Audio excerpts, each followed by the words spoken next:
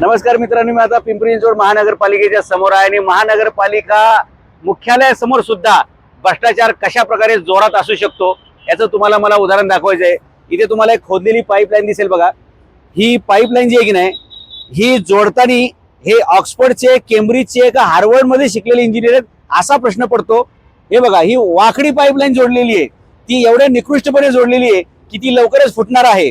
आणि ही पाईपलाईन पाण्याची जोडत असताना या बाजूला जे दोन लाईन आहेत क्रॉस बघा, आता त्या पाईपलाईन कुठून जोडायच्या?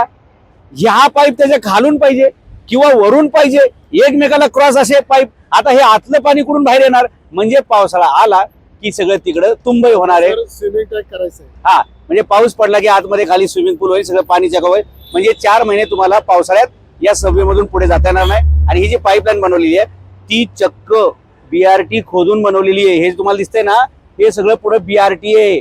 BRT म्हणजे भ्रष्ट राजकीय लोकांचं ट्रस्ट, याला BRT म्हणतात, भ्रष्ट राजकीय लोकांचं ट्रस्ट। आणि हे बघा ही BRT बनवली आणि आता ज्यावेळी हे खोदलेलं बघा, तुम्हाला दाखवतो, याच्यात तुम्हाला डांबर दिसतंय, सिमेंट दिसतंय, पक्क बांधकाम दिसतंय।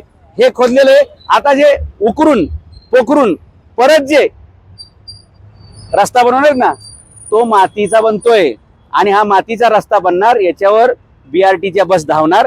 BRTच्या बस धावल्या, महिनाभरच जाऊ द्या, परत तो रस्ता खचणार आहे, परत 1-2 कोटीचं काम काढायचंय। हे काम 59 कोटीचं आहे, म्हणजे 59 कोटी नागरिकांच्या कराचे पैसे मातीत गेल्या जमा आहेत।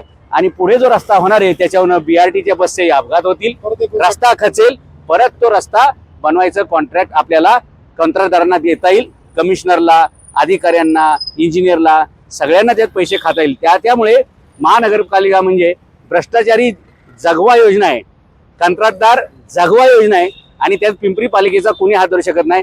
जगातल्या सगळ्या पालिकांचा जर आढावा घेतला त्यातली 1 नंबरच्या भ्रष्टाचारामध्ये हिचं नाव येईल। अशा प्रकारचं काम हे इथले पालिकेचे अधिकारी करतात। मी तुम्हाला सिंगापूरमधली BRT पण दाखवली होती।